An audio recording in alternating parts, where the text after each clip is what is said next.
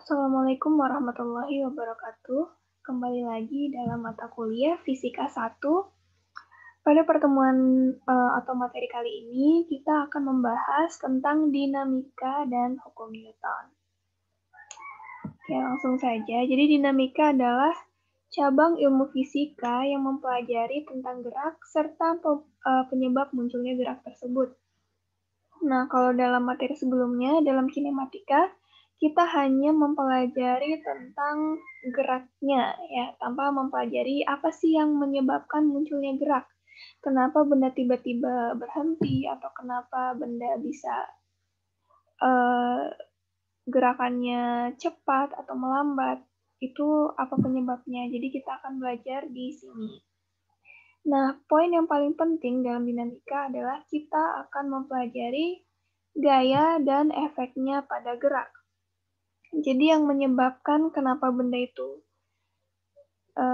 melambat, cepat, atau tiba-tiba berubah arah itu adalah karena adanya gaya yang diberikan pada benda yang bergerak tadi, sehingga terjadi perubahan dalam gerakannya.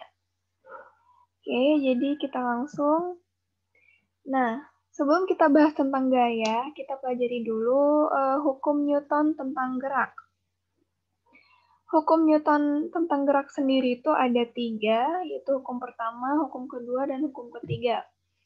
Hukum untuk hukum pertama Newton, ini kita kenal juga sebagai hukum kelembaman, di mana bunyinya seperti ini ya, semua benda cenderung mempertahankan keadaannya, atau benda yang diam akan tetap diam, dan benda yang bergerak akan tetap bergerak dengan kecepatan konstan selama tidak ada gaya luar yang dikenakan padanya.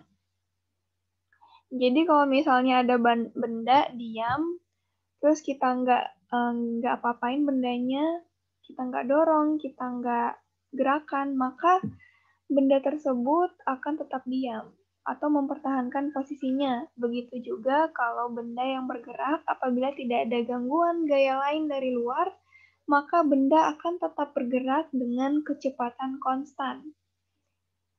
Oke, kemudian hukum kedua Newton. Kalau hukum kedua Newton ini menyatakan laju perubahan momentum benda itu sama dengan gaya yang bekerja pada benda tersebut. Jadi momentum itu lambangnya adalah P kecil, ini ya P kecil, dan gaya adalah F. Jadi karena di sini katanya gaya itu sama dengan laju perubahan momentum, laju perubahan momentum itu adalah turunan dari momentum terhadap waktu atau dp per dt. Kemudian momentum sendiri itu adalah kecepatan dikali dengan massa. Jadi P atau momentum itu adalah M dikali V. Kemudian kalau diuraikan di sini, jadi ke rumus yang di kanannya, F sama dengan dp per dt atau sama dengan D M kali V per dt. Kemudian kenapa bisa seperti ini? Ini karena kita turunkan dulu terhadap turunan parsial. Kita turunkan terhadap M-nya dan kita turunkan terhadap V-nya. Oke, nah ini yang untuk yang ruas kiri, untuk yang suku kiri, yang ini yang saya tunjuk, M dv per dt, ini adalah turunan terhadap kalau kita turunkan dari V-nya. Sementara yang di kanan kalau kita turunkan terhadap massanya. Nah, kalau turunan kecepatan terhadap waktu itu adalah percepatan. Sehingga M dv per dt ini menjadi M kali percepatan atau M kali A. Ditambah V dm per dt. Nah, untuk dm per dt, jadi kan biasanya kalau dalam kasus-kasus yang sering kita temui, massa benda itu dia selalu konstan. Jadi selalu tetap sepanjang waktu, sehingga tidak ada perubahan massa. Nah, oleh karena itu, dm per dt-nya ini adalah sama dengan 0. Sehingga bentuk umum hukum Newton kedua itu adalah F sama dengan M kali A. Jadi ini adalah bentuk paling umum hukum kedua Newton. Tapi bentuk umum ini tidak berlaku pada benda yang masanya berubah terhadap waktu. Misalnya masa roket, kalau roket kan setiap beberapa waktu masanya dikurangi. Jadi ada masa yang dibuang. Nah, kalau dalam kasus roket ini, bentuk umum hukum kedua Newton tidak berlaku. Oke, selanjutnya hukum ketiga Newton. Jadi hukum ketiga Newton ini biasa kita sebut sebagai hukum aksi-reaksi. Jadi misal benda A memberikan gaya aksi, misal kita memberikan gaya aksi kepada sebuah benda, benda ini akan memberikan gaya reaksi kepada kita. Tapi arahnya berlawanan tetapi besarnya sama. Misalnya kalau kita mendorong, contoh yang paling simpel itu misalnya ketika kita berenang, jadi kita memberikan gaya ketika tangan kita mencoba untuk mengayuh yang di air ya, itu adalah aksi, sementara reaksinya adalah air mendorong badan kita ke depan. Atau contoh lainnya, misal kita memberikan gaya dorong pada dinding, sebenarnya dinding itu juga memberikan gaya reaksi terhadap kita, gitu. Jadi arahnya berlawanan, tapi besarnya sama. Oke, selanjutnya diagram gaya bebas. Sebelum kita tahu apa diagram gaya bebas, kita bahas dulu apa yang disebut dengan gaya. Jadi gaya itu ada beberapa pengertian. Yang pertama bisa merupakan tarikan dan dorongan yang terjadi pada suatu benda. Atau juga gaya adalah interaksi apapun yang dapat menyebabkan perubahan pada benda, baik perubahan massa, perubahan gerak, baik dalam bentuk arah maupun konstruksi geometrisnya. Contohnya misal kita punya plastisin atau lilin yang bisa berubah bentuk, kita kasih gaya tekan maka bentuknya akan berubah, gitu contohnya. Kemudian benda yang diam kita kasih gaya yang besar maka dia mulai bergerak. Contohnya ya, jadi gaya itu dia bisa merubah arah, merubah bentuk, maupun merubah geraknya benda, gitu. Oke, diagram gaya bebas. Jadi, diagram gaya bebas ini adalah suatu skema atau gambaran yang menunjukkan gaya-gaya apa saja yang bekerja pada benda beserta arah dari gaya tersebut. Nah, pada benda kan bekerja biasanya lebih dari satu gaya. Gaya berat, gaya normal, kemudian gaya tarik. Nah, kita perlu untuk menggambarkan arah-arah dari gaya tersebut supaya perhitungan matematisnya itu lebih gampang, terutama dalam resultan gaya secara vektor. Gitu. Jadi kalau kita gambar diagram gaya bebas, kita tahu arah gaya-gaya mana saja yang searah, gaya-gaya mana saja yang berlawanan arah, sehingga kita mudah untuk menjumlahkannya secara vektor. Oke, misal kita lihat di sini ada mobil ditarik oleh orang ke arah kiri menggunakan sebuah tali. Jadi ini kasusnya adalah pada bidang datar yang licin. Nah, kalau kita gambarkan diagram gaya bebas yang bekerja, jadi ada 3 gaya yang bekerja. Gaya berat yang arahnya ke bawah. Ingat ya, gaya berat itu selalu arahnya menuju ke pusat bumi. Jadi arahnya selalu ke bawah. Kemudian gaya normal. Jadi gaya normal ini dia arahnya selalu tegak lurus dengan lantai. Jadi kan ini mobilnya di atas, kemudian lantainya dibawa mendatar sini, dia arahnya ke atas, gaya normalnya. Kemudian gaya tarik tali yang arahnya ke kiri nih ya harusnya ya, ke kiri. Jadi ada 3 gaya normal yang ke atas, kemudian gaya berat, dan gaya tarikan tali atau tegangan tali.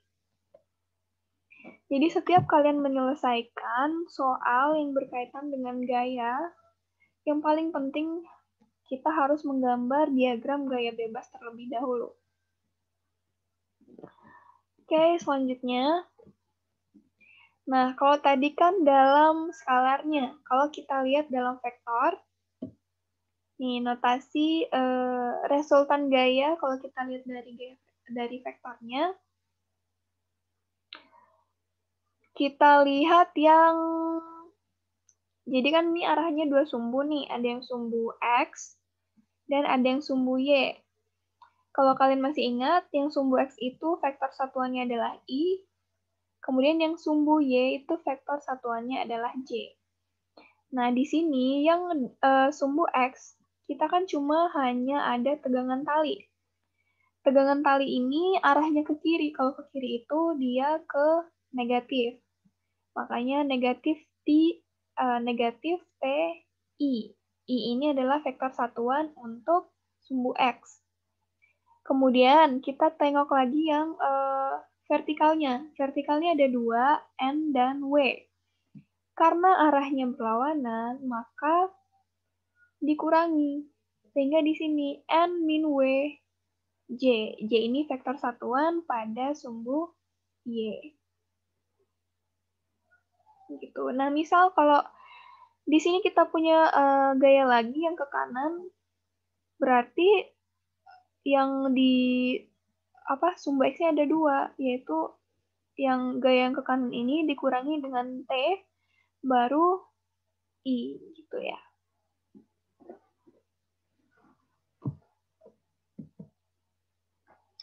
Nah, kalau tadi kan sistemnya mobil plus penumpang. Ini kan mobil plus penumpang kita anggap sebagai satu sistem. Bagaimana kalau penumpang di dalamnya itu bukan merupakan bagian dari sistem? Nah, maka yang bekerja ini ada beberapa gaya. Yang pertama, gaya berat mobil. Gaya berat mobil saja, yang arahnya ke bawah. Kemudian, gaya penahan yang dilakukan oleh lantai. Jadi ini gaya normal. Gaya normal dari mobilnya. Kemudian, gaya tekan dari penumpang. Jadi badan penumpang juga memberikan gaya tekan terhadap mobil. Kemudian, gaya tarikan tali yang arahnya ke kiri. Lalu, gaya gesekan oleh pantat penumpang. Jadi, gaya gesekan antara pantat penumpang dengan mobil. Jadi, ini ada 5 gaya yang terjadi kalau orang di dalamnya tidak dimasukkan dalam sistem. Nah, ini contoh. Sebuah balok berada di atas bidang miring yang licin dengan sudut kemiringan alfa terhadap bidang datar. Oke, jadi gambarkan diagram gayanya. Nah, kita diminta untuk menggambarkan diagram gaya. Jadi kalau balok berada di atas bidang miring, kita gambarkan seperti ini. Ini baloknya yang warna abu-abu, kemudian bidang miring yang warna hijau. Jadi ada 2 gaya yang bekerja. Gaya berat yang arahnya ke bawah dan gaya normal. Gaya normal ini selalu tegak lurus dari bidang alas yang bersentuhan dengan benda ya. Kan ini alasnya di sini nih. Makanya dia gaya normalnya tuh agak menyerong ke atas. karena tegak lurus dengan bidang datarnya. Oke. Nah, jadi ini kalau tidak ada gaya lain yang bekerja, maka diagram gayanya hanya sederhana seperti ini. Oke, selanjutnya. Misal di sini, massa pesawat Boeing 737 Massa pesawat Boeing 737-800 Nurse Generation beserta muatannya adalah 79.000 kg. Saat akan lepas landas, pesawat bergerak dengan percepatan 1,53 meter per sekon kuadrat. Berapa gaya yang dihasilkan mesin pesawat, kemudian abaikan gaya gesekan pada pesawat. Nah, penyelesaiannya, oke, kalau secara vektor, tadi kita punya percepatannya adalah 1,53 I meter per sekon kuadrat. Kenapa I? Karena kita anggap pesawatnya bergerak dalam arah X positif. Kemudian gaya yang bekerja. Gaya yang bekerja itu rumusnya pakai F sama dengan M kali A, sesuai dengan hukum Joule Newton. Jadi masanya 79.000 dikali percepatan 1,53, sehingga kita dapat gayanya adalah 120.870 I Newton. Nih ya. Oke, aplikasi untuk hukum Newton. Yang pertama, kita lihat dulu benda di atas bidang datar yang licin. Oke, benda di atas bidang datar yang licin. Jadi, pertama kita asumsikan dulu bahwa bidang datarnya merupakan bidang datar yang licin. Jadi, ini adalah kondisi pertama di mana sebuah benda itu ditarik dengan sebuah gaya yang arahnya ke kanan. Nah, jadi kalau kita gambar diagram gaya bebasnya, dia akan seperti ini. Gaya yang ke kanan, kemudian gaya berat yang arahnya ke bawah, dan gaya normal yang arahnya ke atas. Jadi ada 3 gaya yang bekerja pada benda tersebut. Kemudian, kalau kita hitung totalannya atau resultannya secara vektor, kita akan punya Ft sama dengan Fi. Fi ini karena hanya F saja yang bekerja pada sumbu X. Jadi cuma F aja. Kemudian yang sumbu Y-nya itu ada N dikurang W. Jangan lupa vektor satuannya J. Gitu. Jadi seperti ini. Nah, untuk pada kondisi satu ini, percepatannya hanya ada percepatan horizontal atau percepatan ke kanan. Yang besarnya adalah AXI. Kemudian dengan hukum Newton, Fm kali A tadi, ya, F-nya kita ganti menjadi F resultan. Kemudian A-nya juga kita ganti dengan percepatan vektornya. Jadi di sini kita punya dua yang sumbu yang vektor satuan I dan vektor satuan J. Kita samakan sesuai dengan vektor satuan masing-masing. Kalau yang punya I-nya sama-sama punya I kan Fi dan M kali A I ini. Sehingga kita tulis F sama dengan M kali A X. Kemudian yang ada J-nya itu N min W. Nah, jadi kalau disamadengankan menjadi N sama dengan W. Untuk yang kondisi 2, kalau bendanya ditarik dengan gaya yang arahnya sama. Oke, jadi benda ini, cat tembok ini ditarik dengan gaya F1 dan F2 yang arahnya sama. Sehingga kalau kita gambar diagram gaya bebasnya, itu ada F1, ada F2, kemudian ada gaya berat yang arahnya ke bawah, dan gaya normal yang arahnya ke atas. Jadi gaya berat dan gaya normal itu wajib ada pada benda yang bermassa, ya. benda yang diletakkan pada suatu permukaan tertentu dan bermassa, maka dia akan punya gaya normal dan gaya berat. Oke, nah dari gambar diagram gaya ini kita punya resultan gaya yang bekerja, yaitu F1 plus F2I. Oke, ini dijumlahkan karena dia kan arahnya sama, F1 dan F2-nya ini arahnya sama, jadi kita jumlahkan. Kemudian N min W karena arahnya berlawanan. Terus jangan lupa I untuk yang arah horizontal atau sumbu X, dan J untuk arah vertikal atau sumbu Y. Nah, dari hukum Newton, yang F sama dengan M kali A, F-nya kita ganti ke yang resultan gaya ini. Kemudian A-nya itu percepatan ya, karena kan di sini dia gerakannya ke arah kanan saja, maka percepatannya juga ke arah sumbu X positif. Jadi MAXI.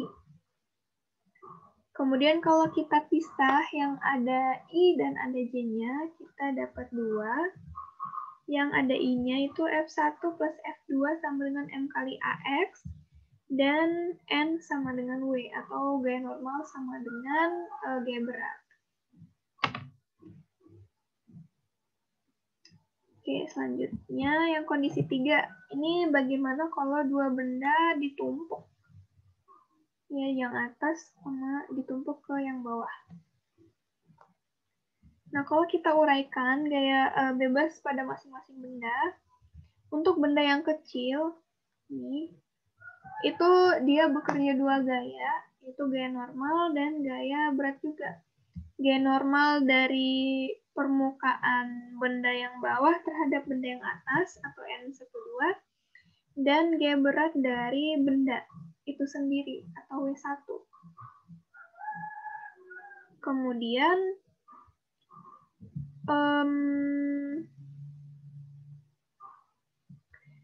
yang benda yang kedua, jadi ini ada gaya beratnya sendiri yang arahnya ke bawah, kemudian gaya normalnya terhadap lantai atau N, dan gaya normalnya terhadap permukaan dari benda dua ini, dari benda dua. Kan dia nyusun di atasnya kan ini berimpit kan tersusun ya, jadi otomatis tutup yang atas ini mengenai permukaan bawahnya dari benda yang di atas, sehingga dia juga punya gaya normal dari benda 1. Itu besarnya adalah N21. Nah, sehingga gaya normal oleh lantai itu menjadi N-nya sama dengan W2 plus N21. Ini ya, jadi gaya normal yang ke atas ini dia besarnya adalah sama dengan N21 ditambah W2. Atau W1 ditambah W2. Ya, jadi N21 ini besarnya sama dengan W1.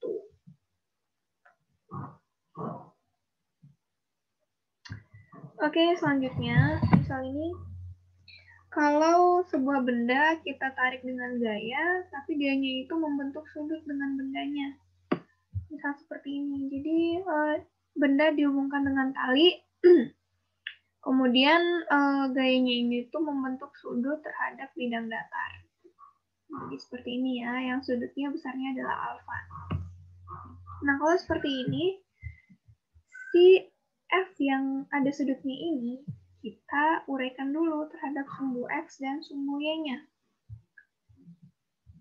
Kalau pada sumbu X, ya jadi F cos alfa. Kemudian pada sumbu Y menjadi F sin alfa. Sehingga kita punya resultan dari gaya F yang ini ya, itu adalah I F cos alfa plus J F sin alfa. Jadi ini baru gayanya aja.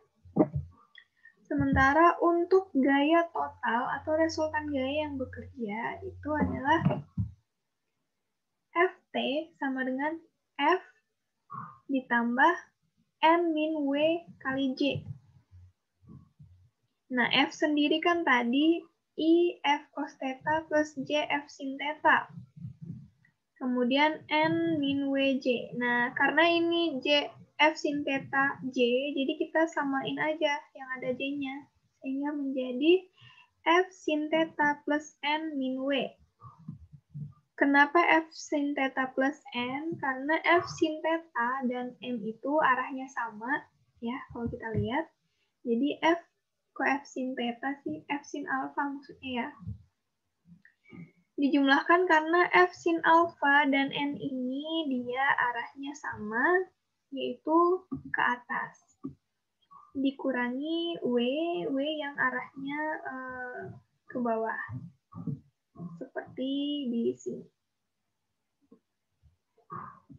Oke, selanjutnya.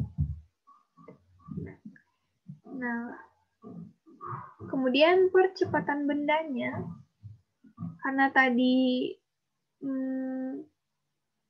ada sumbu X dan sumbu Y, maka percepatannya juga kita uraikan sumbu X dan sumbu Y-nya.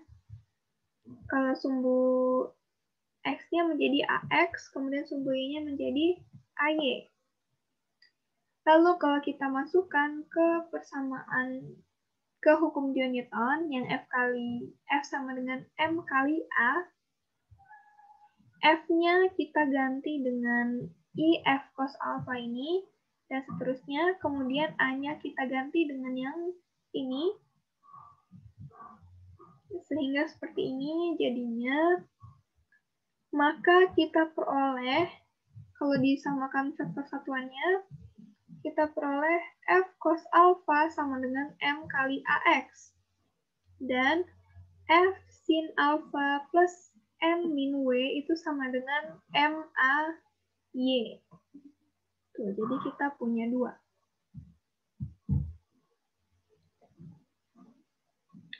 Kemudian, kita tinjau gerakan dalam arah vertikal. Jadi dalam arah vertikalnya ini ada 2 kemungkinan. Yang pertama, jika benda belum bergerak dalam arah vertikal. Kemudian yang kedua, kalau benda mulai bergerak dalam arah vertikal. Nah, kalau benda belum bergerak, maka percepatan horizontalnya, maka percepatan vertikalnya itu sama dengan 0. Atau bisa kita tulis yang persamaan yang sebelumnya menjadi persamaan yang ini ya. F sin alpha plus N min W sama dengan M kali AY. Nah, AY-nya kan sama dengan 0. Jadi, persamaannya menjadi seperti ini. F sin alpha plus N min W sama dengan 0. Atau min W dan F-nya kita pindah ke ruas kanan menjadi N sama dengan W min F sin alpha. Nah, jadi kalau syarat benda belum bergerak itu kalau F min F sin alpha lebih kecil atau sama dengan 0, atau F sin alpha-nya lebih kecil sama dengan berat. Jadi, gaya vertikalnya lebih kecil dari gaya beratnya. Maka benda tersebut belum bergerak.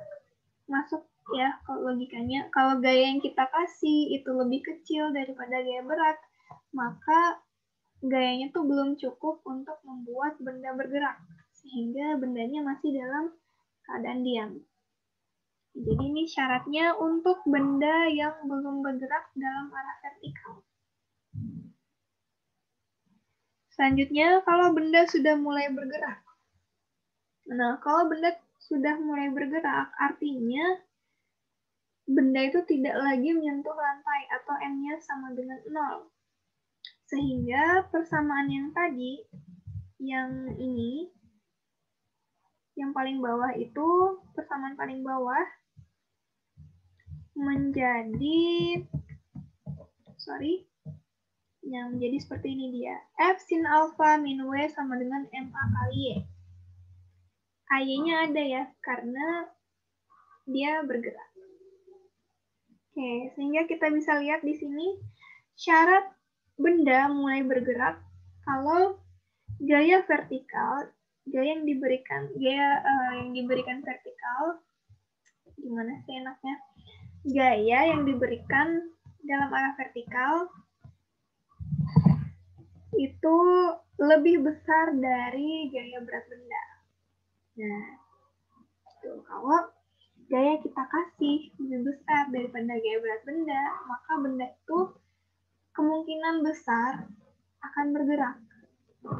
Kalau gaya kita kasih lebih kecil daripada berat benda, maka benda akan tetap dalam keadaan diam. Jadi ini poin penting. Oke, jangan lupa untuk syaratnya ini juga yang penting. Oke, selanjutnya benda di atas bidang miring yang dalam keadaan licin. Oke, kalau kita lihat di sini, misal sebuah benda, untuk kondisi 1 ya, sebuah benda ditarik ke bawah dengan gaya F. Kemudian sudut bidang miringnya adalah alfa. Nah, di sini kalau kita gambar, diagram gayanya ini ya, menjadi W-nya ke bawah, N-nya tegak lurus dengan bidang miring, ini tegak lurus bidang miring, dan F-nya ke kanan turun, ya, atau sejajar dengan bidang miringnya. Kemudian ada alfa. Nah, di sini, kalau kalian lihat, perhatikan ini W-nya kan dia agak miring ya. N dan F kan udah tegak lurus nih, membentuk siku-siku 90 derajat. Sementara W-nya ini masih dia miring. Nah, W-nya ini kita bawa juga ke bentuk siku-siku. Artinya kita uraikan terhadap sumbu X dan sumbu Y. Nah, makanya di sini ada W sin alfa dan W cos alfa. Nah, jadinya kan udah tegak lurus kayak gini nih. Tegak lurus dan sejajar ya. Yang sumbu X itu omega sin alfa. Yang sumbu Y itu omega cos alfa. Nah, kalau kita hitung gaya total yang bekerja, jadi tinggal kita lihat aja, kalau yang pada sumbu X, kan ada dua gaya yang bekerja ya, dalam arah yang sama, W sin alfa dan F. Ini kita jumlah karena arahnya sama.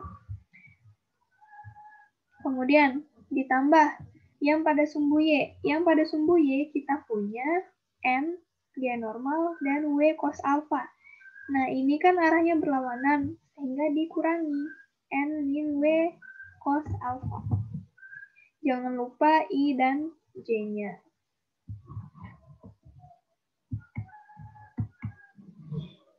Oke, nah percepatannya itu ada, kalau diuraikan percepatan komponen vertikal dan komponen horizontal. Kemudian kalau kita masukin lagi ke hukum Newton, nah hasilnya seperti ini, yang F yang gaya resultan tadi ya. Ini. Kemudian kalau kita lihat yang vektor satuannya sama, kita peroleh dua persamaan, yaitu F plus omega sin alpha sama dengan M kali X. Ini yang ada I-nya. MAX ya. Kemudian yang J, yang ada J-nya itu N min W cos alpha sama dengan M kali AY. Nah, jadi kita punya dua.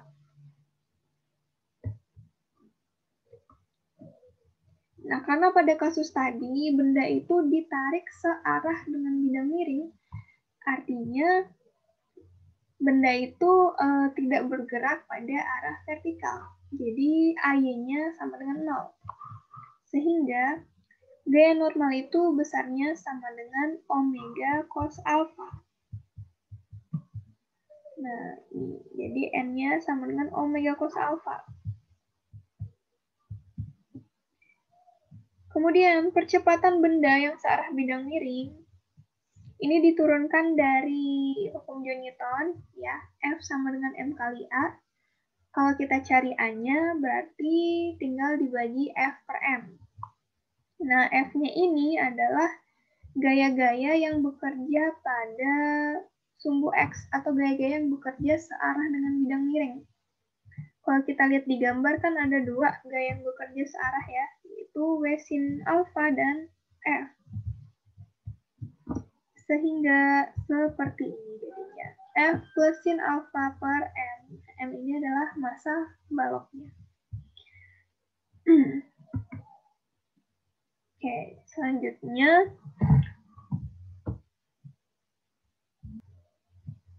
nah, pada kondisi 2 ini, kita punya balok, ya, masih pada bidang miring, ditarik dengan gaya, di mana gayanya ini membentuk sudut terhadap bidang miringnya. Sudutnya itu adalah theta, seperti yang gambar yang paling atas. Di sini ya. Jadi, antara sudut dan bidang miringnya itu ada antara F dengan bidang miring itu ada sudut sebesar theta. Nah, kalau kita gambarkan diagram gayanya, jadi seperti ini.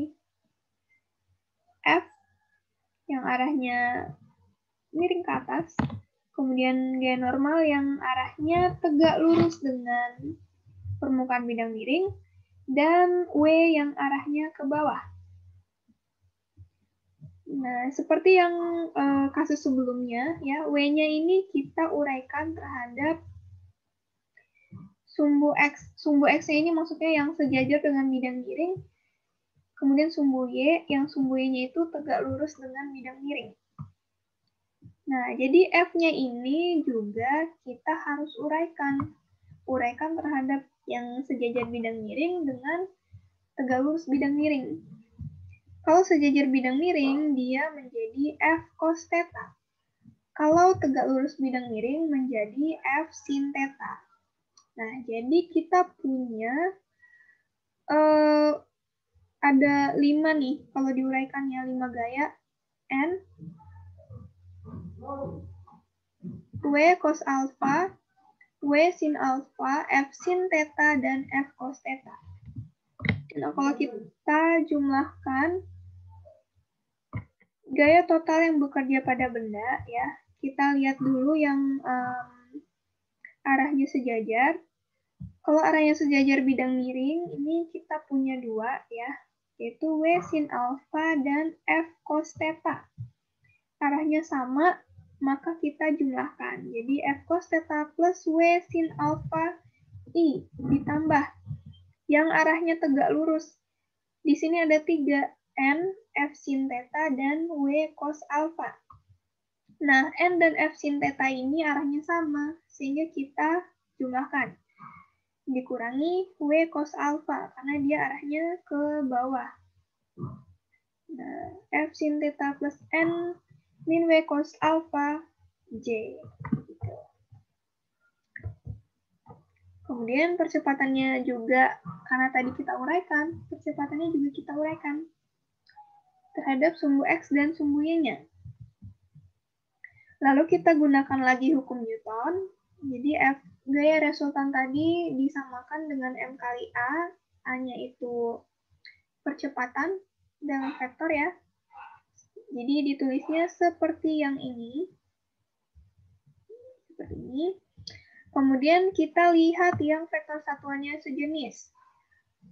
Yang vektor satuannya I, itu kita punya F cos theta plus W sin alpha sama dengan M kali AX.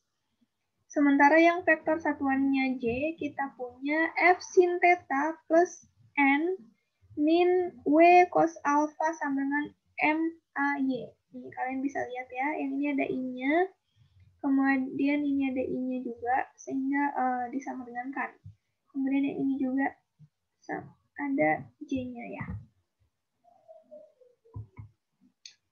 Oke, untuk gerak searah bidang miring, percepatannya bisa langsung kita tentukan dengan menggunakan rumus ini, AX sama dengan F cos theta plus W sin alpha per M. Jadi, yang bagian atas ini adalah gaya-gaya yang bekerja searah bidang datar. Kemudian M-nya ini adalah massa benda. Kemudian, gerakan tegak lurus bidang miring. Kalau gerakan tegak lurus bidang miring ini ada dua kemungkinan. Yang pertama, benda masih menempel pada bidang miring atau bendanya masih diam. Atau yang kedua, bendanya sudah bergerak secara tegak lurus. Nah, kalau kasus yang pertama, di mana benda itu masih diam, maka AY atau percepatan vertikalnya itu sama dengan 0. Nah, syaratnya itu adalah F sin theta harus lebih kecil atau sama dengan W cos alpha. Jadi, benda yang narik itu harus lebih kecil daripada berat benda. Kalau benda sudah bergerak, tegak lurus, ya gaya normalnya jadi 0. N-nya jadi sama dengan 0. Sehingga yang rumus yang ini, mana tadi ya? Ya, sehingga rumus yang ini ya, N-nya sama dengan 0. Sehingga sisa F sin theta, W cos alpha, dan MAY aja. Seperti ini. F sin theta min W cos alpha MAY. Kemudian AY-nya bisa kita hitung menjadi F sin theta min W cos alpha per M. Nah, syaratnya kalau udah bergerak, ini adalah F sin theta-nya lebih besar dari W cos alpha. Gitu ya.